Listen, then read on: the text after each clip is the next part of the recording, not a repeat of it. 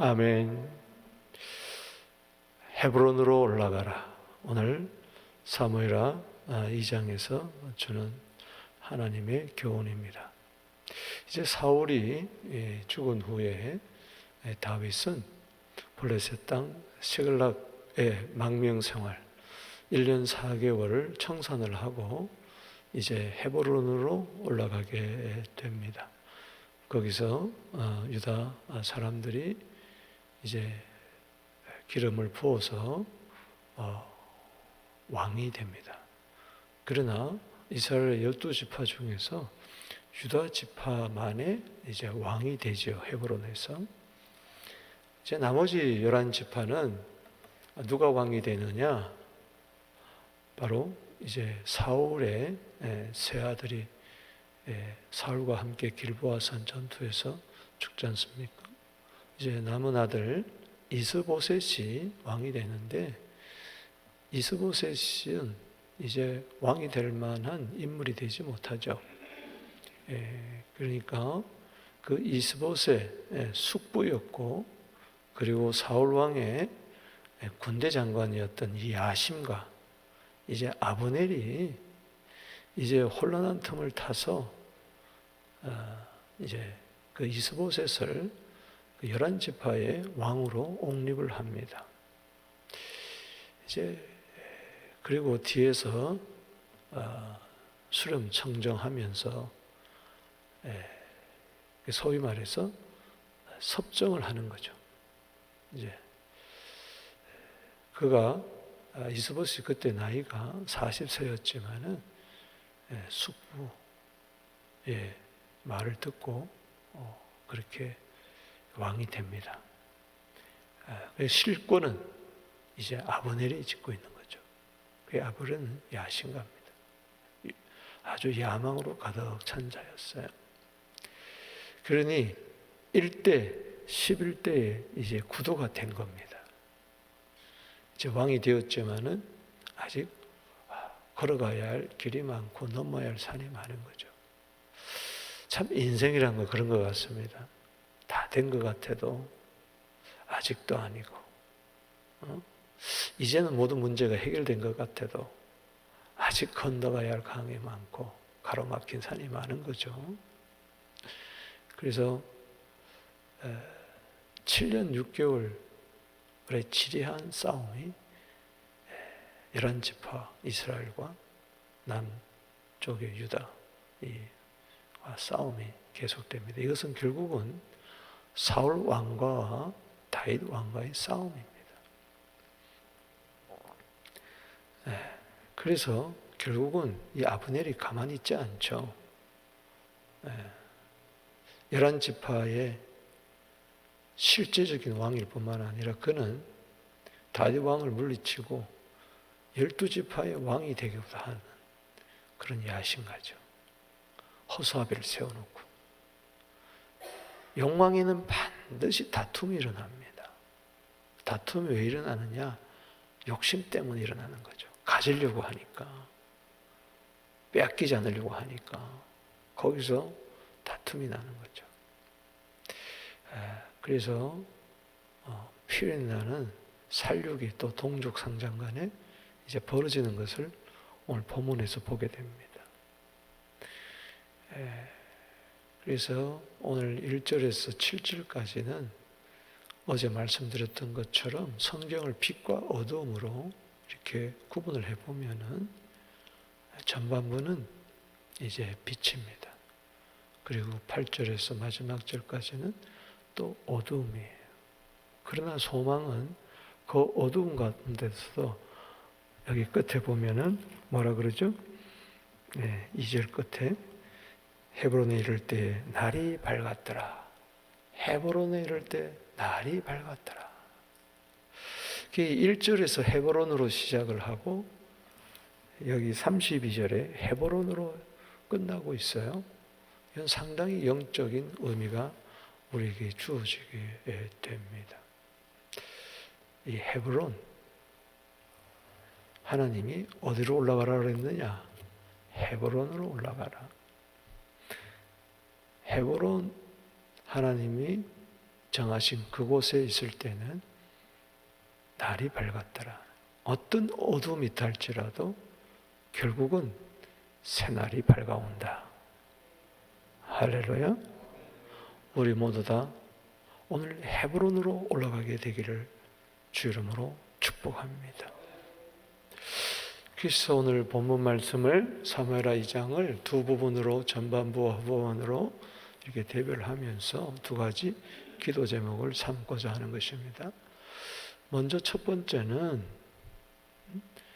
기도하고 은혜를 베풀으라는 것입니다. 아멘. 기도는 신앙이라면은 생활이 있어야 돼요. 우리는 신앙만 있기가 쉽고 생활이 없어요. 또 어떤 경우에는 생활은 있는데 신앙이 없어요. 이 두 가지가 겸비가 되어야 돼요. 아멘이십니까? 자, 예배 신앙입니다. 기도 신앙입니다. 믿음 신앙입니다. 그렇죠? 그럼 그에 따르는 생활이 있어야 된다는 거예요. 늘 새벽에 와서 기도는 하는데 돌아가면서 옛날에 조영남 어머님이 그랬다 그러죠. 권사님인데 가수 조영남 늘 새벽 기도하면서 돌아가면서 새벽 기도 끝나고 가면서 호박 서리를 했다는 거 아닙니까? 그리고 늘 찬송 부르면서 가짜 참기름 만들고 가짜 꿀을 만들어서 팔았다. 그러니까는 신앙은 있는데 뭐요? 생활이 없는 거예요. 또 세상에서는 도덕을 강조합니다. 착하게 살아야 된다. 그렇죠? 선을 베풀어야 된다. 그러나 그것은 거기에 그칠 뿐이에요. 불신자도 법 없이 사는 사람 많이 있습니다. 속지 말아야 돼요. 그러니까 거기는 또 신앙이 없어요. 믿음이 없어요. 예배도 없고 기도도 없어요. 그래서 우리가 기도에 걸맞는 생활, 예배에 걸맞는 삶, 할렐루야. 근데 우리는 교회 안에서만 신앙이 갇혀 있어요. 그러니까는 교회 밖에만 떠나면은 이제 엉망진창일 때가 많죠. 아니, 교회 안에서도 조차 신앙만 있어요. 생활이 없다.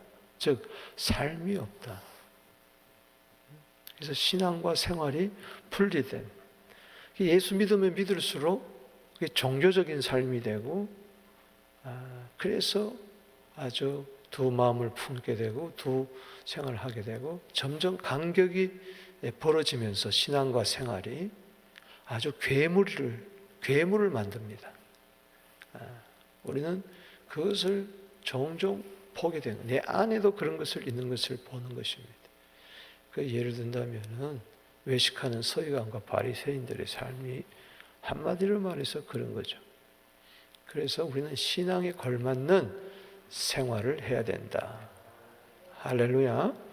기도했다면은 거기에 따른 사랑도 선행도 은혜와 진리도 함께하는 삶도 있어야 될 줄로 믿습니다. 그게 헤브론의 삶이라는 이야기죠. 오늘 여기 1절을 보겠습니다. 그 후에 다윗이 여호와께 여쭈아뢰되 내가 유다 한 성읍으로 올라가리까.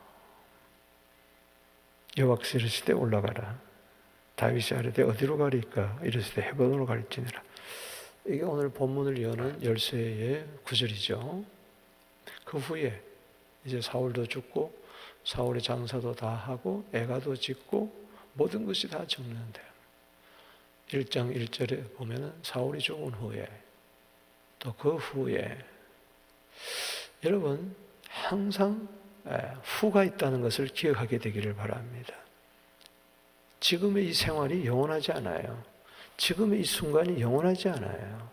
반드시 만물을 하나님은 짓게 하고 또 다른 세계로 우리가 하나님이 길을 열어줍니다. 할렐루야. 그 때를 잘 보고 항상 기도해야 돼. 그래서 쉬지 않고 기도해야 돼. 할렐루야.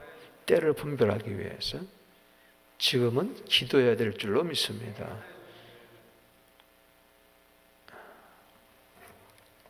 하나님께 여기 기도하는데 여쭈아래되. 여러분, 사울은 어둠이고 다윗은 빛인데 사울은 하나님께 여쭙지 않았어요. 다윗은 항상 뭐요? 여쭈었어요. 다윗이 사울이 차이점이 바로 기도에 있었어요. 이런 분명한 것은 삶의 분명한 신앙의 기준은 기도가 있느냐 없느냐에 따라서 전혀 달라집니다. 일단 기도가 있어야 생활이 따를 거 아닙니까? 할렐루야. 기도가 우선이라는 거예요. 역대상 10장 13절 14절에 보면 사울이 죽은 이유가 나오잖아요. 사울은 신접한 여인에게 가르치기를 청하고 여호와께 묻지 아니하였으므로 하나님이 그를 죽이시고 그의 나라를 다윗에게로 주었다 그랬어요. 묻지 않음으로 하나님이 죽이셨다. 기도가 없는 삶은 사망이라는 것을 알려주는 거죠. 하나님은 기도가 있느냐 없느냐 그걸 보고 계신다는 거예요. 기도가 없는 것은 결국은 죽음입니다. 결국은 사망입니다. 때문에 우리는 이 새벽에 나와 기도한다는 거 감사하게 되기를 바랍니다. 신접한 여인에게 가르치기를 청하고 말씀이 없다는 거죠. 하나님께 어쭈지 아니하고 기도가 없다는 거예요. 우리는 하나님께 오늘 나와서 먼저 말씀을 통해서 주님 가르쳐 주십시오. 할렐루야.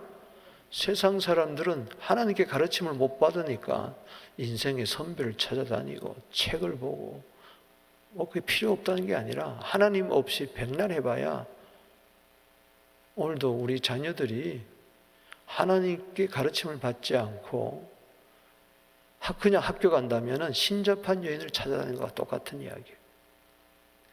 그래서 부모들이 학교 가기 전에 성경 한 구절이라도 그냥 밥을 먹는 귀에다가도 들려주고 출근한 교회도 손이라도 하나 집어주고 성경 구절 하나 손에 집어주고 그렇게라도 악착같이 말씀을 가까이 곁에 둬야 돼. 할렐루야.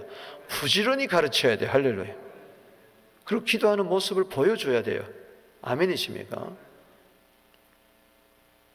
중요한 이야기예요. 이게 다윗과 사울의 결정적인 차이입니다. 가르침을 받을 때, 말씀의 은혜를 받을 때 기도할 마음이 생기는 거예요. 사무엘하 7장 27절 말씀처럼 기도로 구할 마음은 나단 선지자로부터 가르침을 받았을 때에 다윗이 기도로 구할 마음이 생긴 거예요.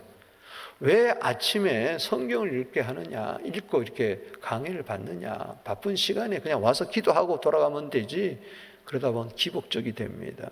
천지신명이여 천지신명이여 내 소원 들어주세요. 냉수 떠놓고 그런 거와 똑같은 이야기예요. 뭐 꼭 교회 가서 기도해야 되냐? 여러분 말씀 없이 기도하면 안 돼요. 말씀과 기도로 디모데전서 4장 5절에 거룩하여진다고 이야기를 했습니다. 그래서 하나님으로부터 말씀을 받고 하나님께 기도하고 할렐루야, 이 균형이 맞춰져야 돼요. 그래야 말씀의 삶, 기도의 삶이 나오는 거죠. 하나님께 가르침을 받겠다는 그 마음을 가지고 또 기도하는 거예요. 기도할 때도 주님 가르쳐 주세요. 근데 오늘 여기 보면은 여호와께 여쭈아르되 내가 어느 성읍으로 올라가리까 이렇게 말하지 아니하고 이게 굉장히 중요합니다. 잘 보세요. 유다 한 성읍으로 내가 유다 성읍으로 한 성 올라가리까?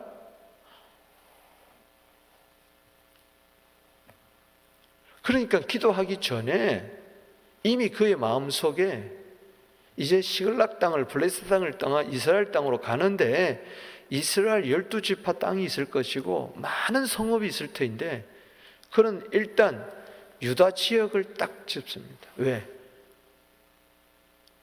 다윗은 어느 나라 사람이에요? 어느 지파 사람이에요? 유다 자손이에요. 유다 자손. 그러니까는 일상적인 상식적인 이것도 여러분 기도해야 돼요. 할렐루야. 내가 지금 유다 사람이니까 아무래도 유다 지역에 가면은 쉽겠죠. 그거 나쁜 것이 아닙니다. 무조건 험난한 길, 무조건 고난의 길, 무조건 상식적인 것을 뛰어넘는 일, 그렇게 여러분 생각하면 안 됩니다. 우리는 일상 가운데 하나님의 뜻을 물을 수 있는 그런 게 있어야 돼요. 솔직해야 돼요. 나 유다로 가고 싶습니다.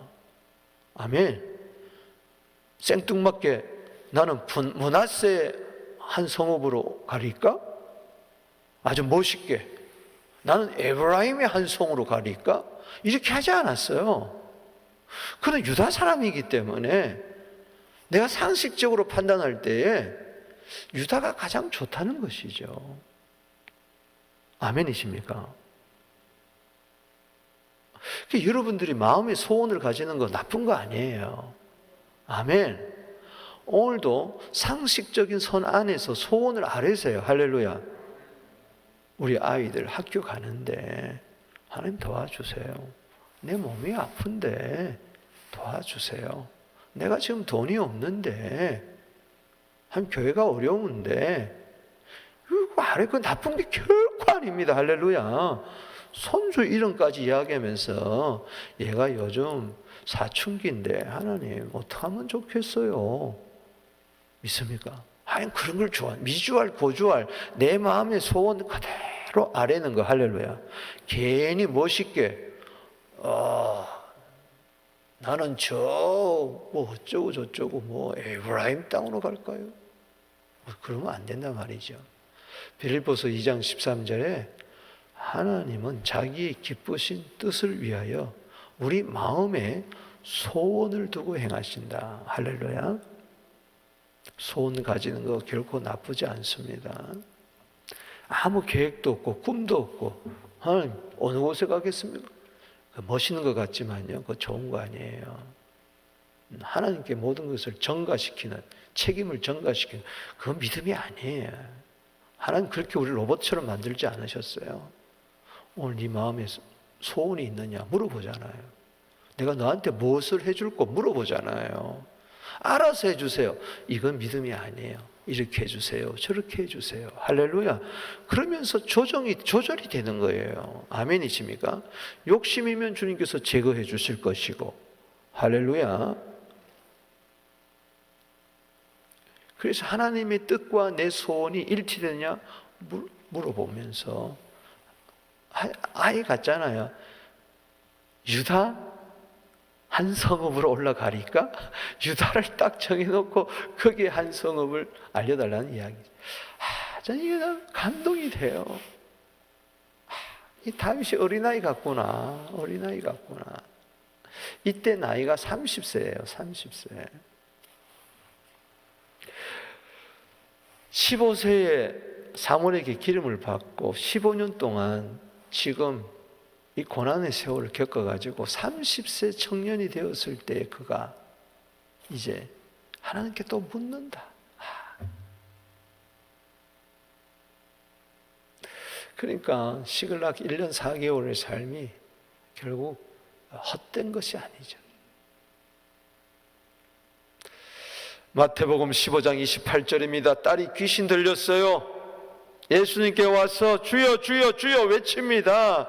주님 도와주세요. 주님 불쌍히 여겨주세요.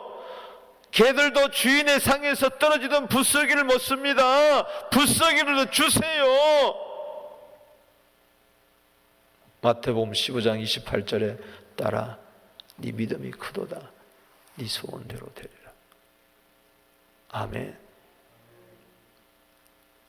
눈물 나는 이야기 아니겠어요? 여호와께서 이르시되 응답하잖아요. 올라가라. 그럼 어디로 올라가라는 이야기예요? 유다로 올라가라. 그래, 유다로 올라가라. 다윗이 아뢰되 어디로 가리까? 그럼 유다에 여러 가지 성읍이 있는데 어디로 가리까? 유다 땅이 굉장히 크거든요. 헤브론으로 가라.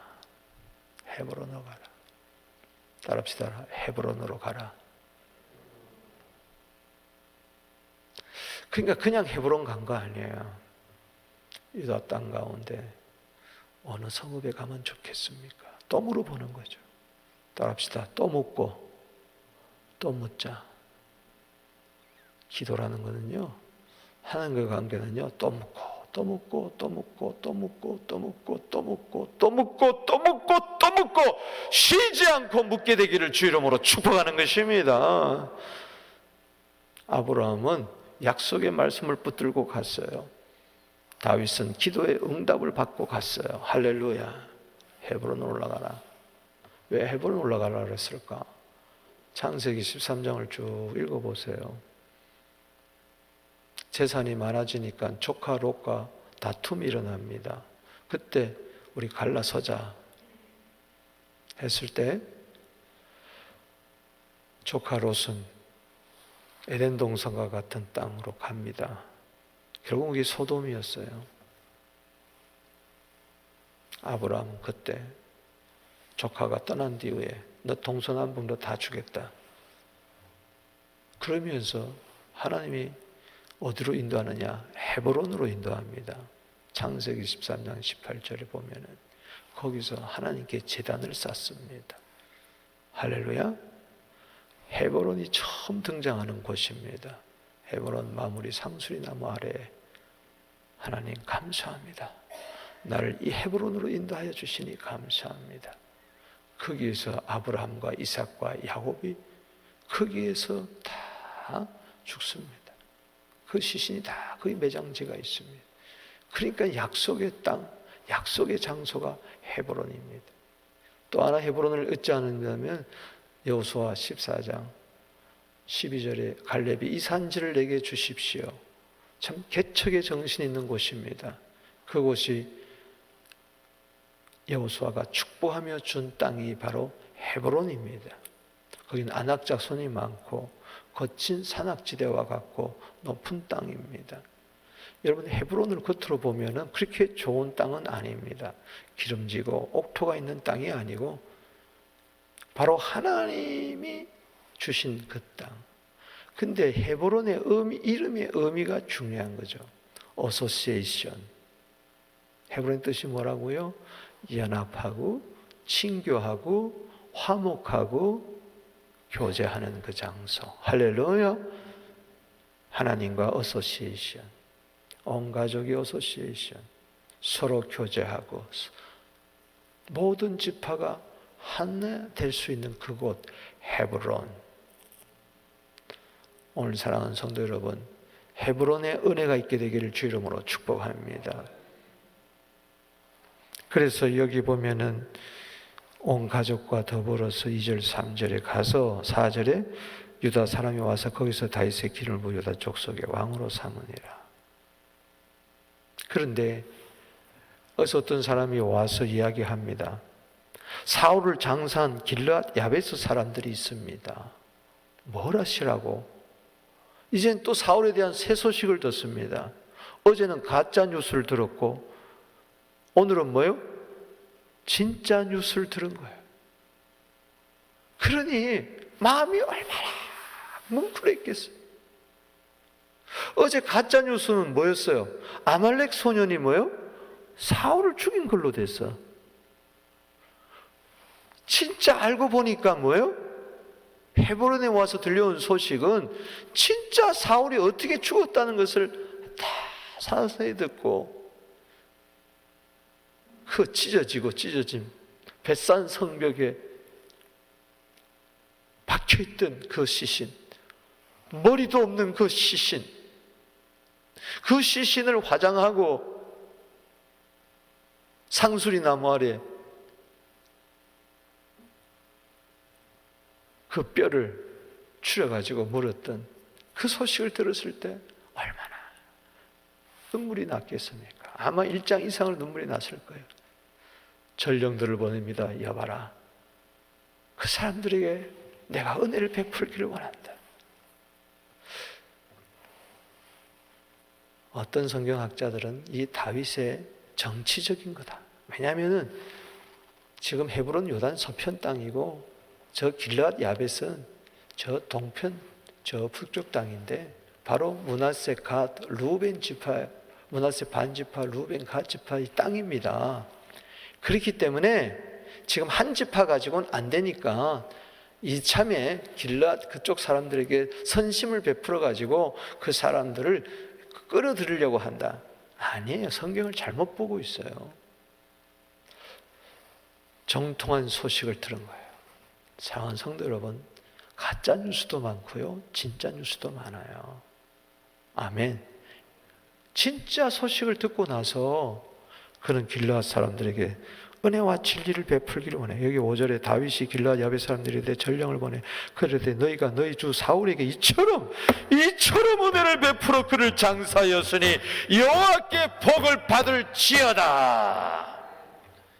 여러분, 잠언 19장 17절에 반드시 하나님은 그 선행을 갚아주시는 때가 옵니다. 할렐루야.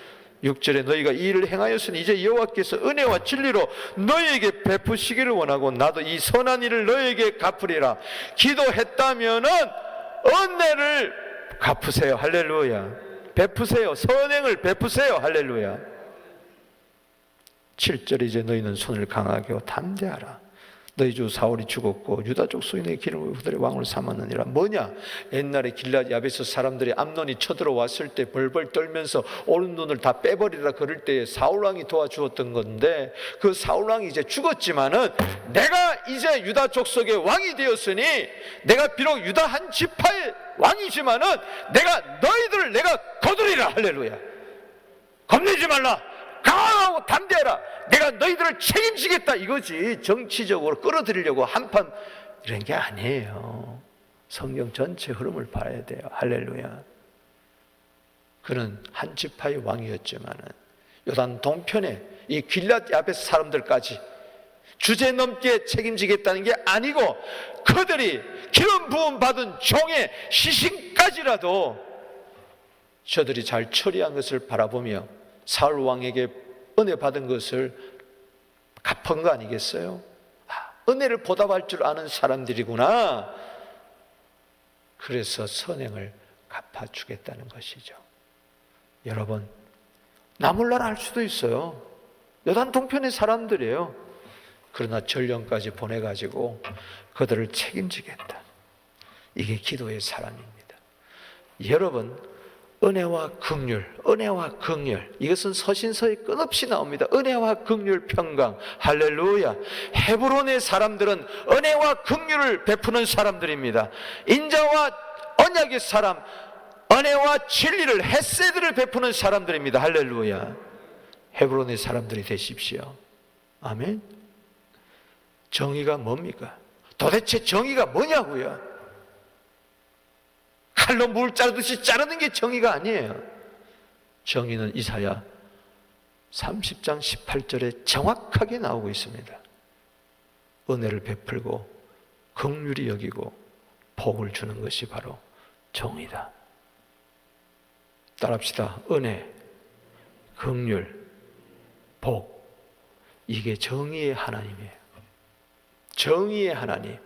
이사야 30장 18절에 하나님은 너희를 기다리는데 은혜를 베풀려 그러는 것이고, 너를 위하여 서 있는데 긍휼을 여겨주심이라.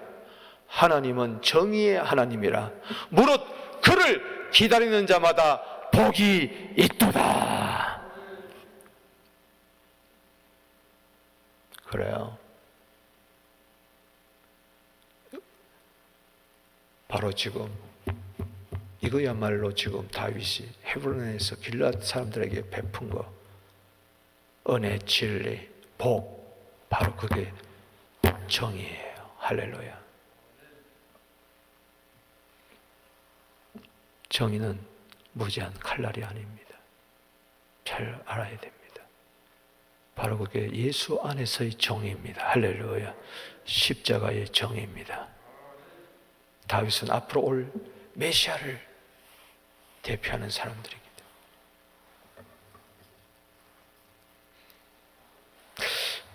두 번째 교훈은 8절에서 32절 마지막 절까지 따라합시다.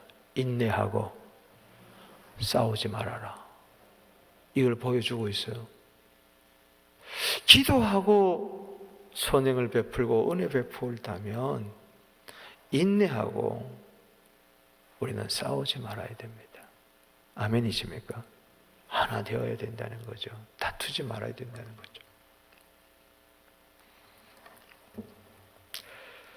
여기 11절에 다윗이 헤브론에서 유다 족속의 왕이 된 지 날수가 몇 년이에요?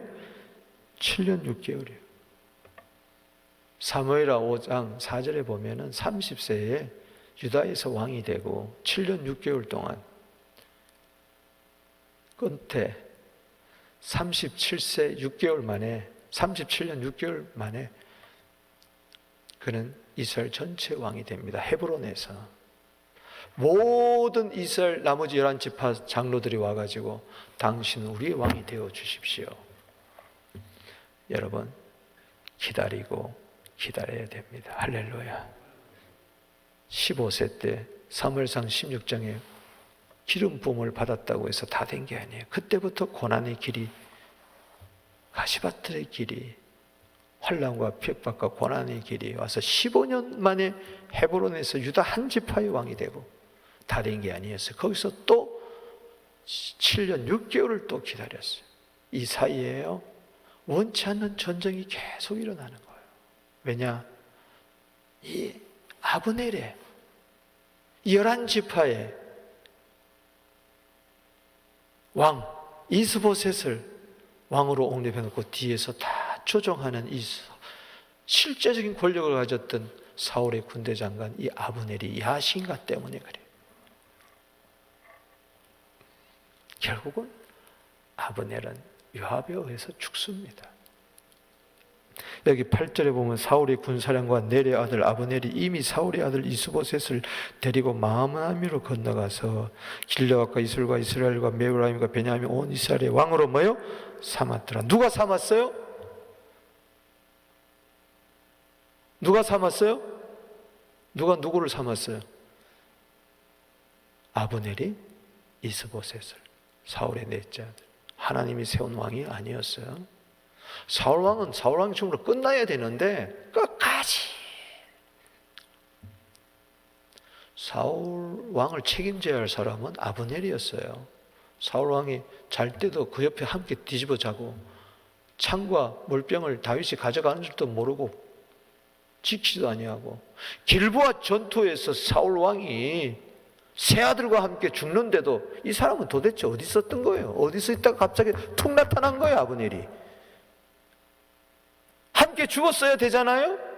함께 전사했어야 되잖아요? 왕을 지키다가 화살박이가 되고 방패박이가 되어서 죽어야 되는데 도대체 어디 있다가 몰래 도망가 있다가 툭 나타나가지고 기회주의자요. 야신가예요. 머저리 같은 아들 이스보셋을 왕을 세워가지고 전쟁에도 못 나간 이 왕, 이 아들, 넷째 아들을 왕으로 옹립해가지고 그러면 좋아요.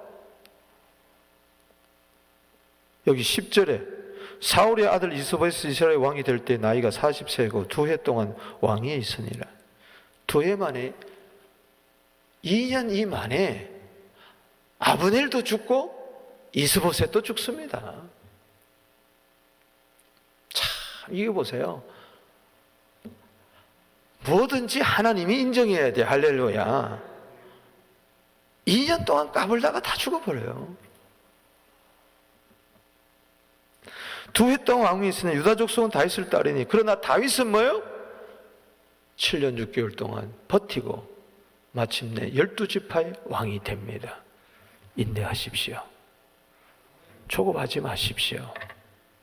아브넬은 조급해가지고요. 여기 12절 위에 보면 넬의 아들 아브넬이 사울의 아들 이스보셋의 신복들 마하만에 나와 기본이라고 기본에 나와가지고 초청합니다. 야! 유다 지파 사람 나와! 기본은 뭐냐? 여기 물이 있어요. 누가 물을 차지하나 보자 하면서 싸움을 걸어옵니다. 여기 14절에 아브넬이 요압에게 이르되 요압은 누구냐? 여기 13절에 스루의 아들, 스루아는 다윗의 누나입니다. 다윗의 누나 아들, 세 아들 요압 예, 여기 있고, 거기 또 이제 나머지 두 아들이 여기 누구죠? 아비새와 아사엘이 있는데, 요압 장군을 불러내 가지고, 다 14절 읽어봅시다. 시작. 아브넬이 요압에게 이르되 원하건대 청년들에게 일어나서 우리 앞에서 겨루게 하자. 따라합시다. 겨루게 하자. 청년들을 동원시켜 가지고 칼싸움 하자는 거예요. 여기 겨루게 하자는, 칼부림을 하자는 이야기예요.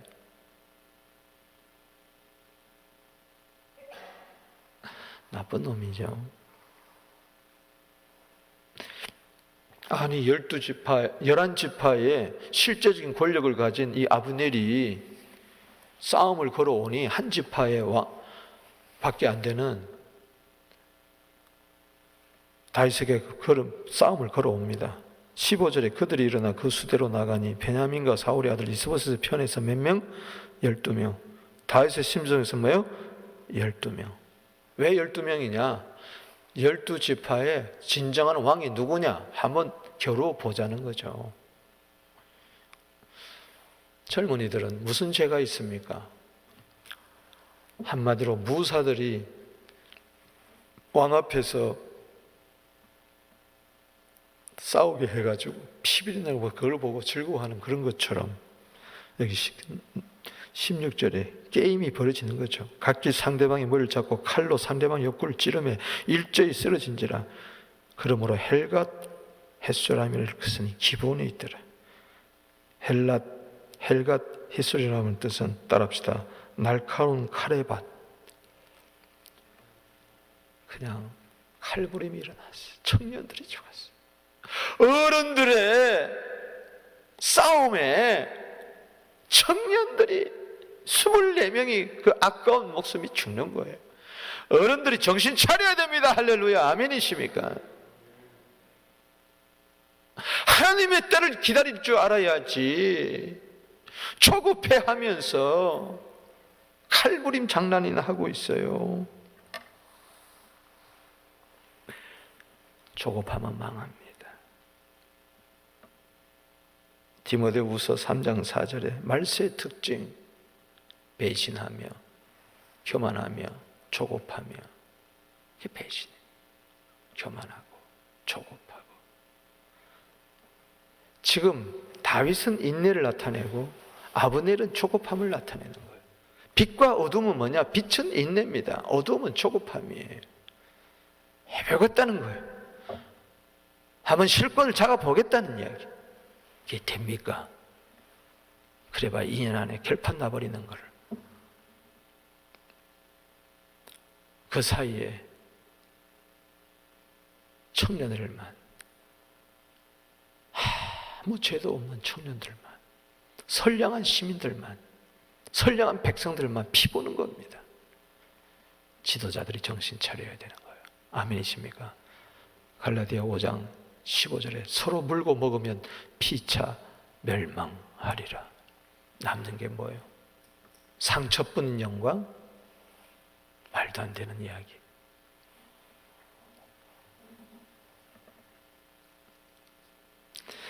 (17절에) 그날의 싸움이 맹렬하더니 아브넬과 이스라엘 사람들이 다윗의 신복들 앞에서 패하니라.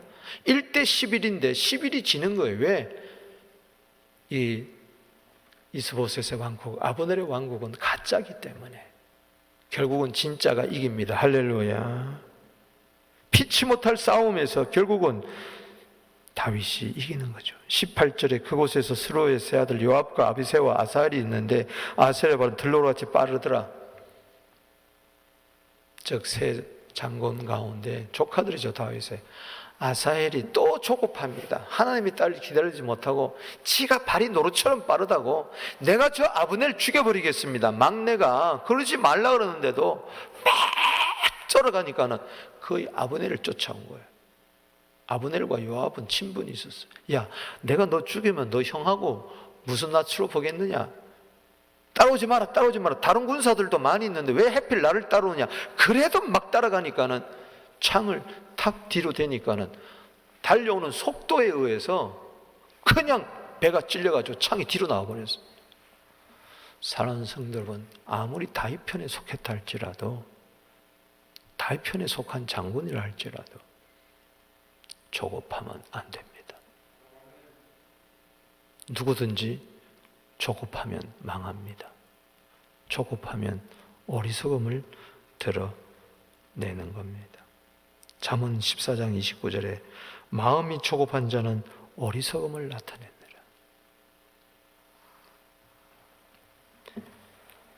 23절에 그가 물러가기를 거절하며 아브넬이 창 뒤끝으로 그의 배를 찌르니 창이 그의 등 위를 꿰뚫고 나간지라. 안타깝죠. 말씀을 맺습니다. 시간이 많아서. 그래서 결국은 30절에 읽어봅시다. 음. 28절 요압이 나팔을 불매 온 무리가 머물러 서고 다시는 이스라엘을 쫓아가지 않아 다시는 싸우지도 아니하니라. 아브넬은 이미 저쪽 베냐민 쪽으로 도망가 버리고 이제 또 죽게 됐으니까는 화친을 요청합니다. 그럴 때 요압이 나팔을 붑니다. 이제 그만 싸우자. 오늘요 이 나팔이 불려지게 되기를 주 이름으로 축복하는 것입니다. 싸워봐야 뭐하냐. 30절에 요압이 아브넬을 쫓기를 거치고 돌아와 무리를 모으니 다윗의 신복 중 19명과 아사엘이 없어졌으니 신복만 이런 거예요. 20명 이런 거예요. 이들이 무슨 잘못이 있어요? 31절에 다윗의 신복들이 베냐민 가문에 속한 자 몇 명? 360명을 죽였어요. 저쪽은 몇 명 죽었어요? 360명. 이쪽은 몇 명?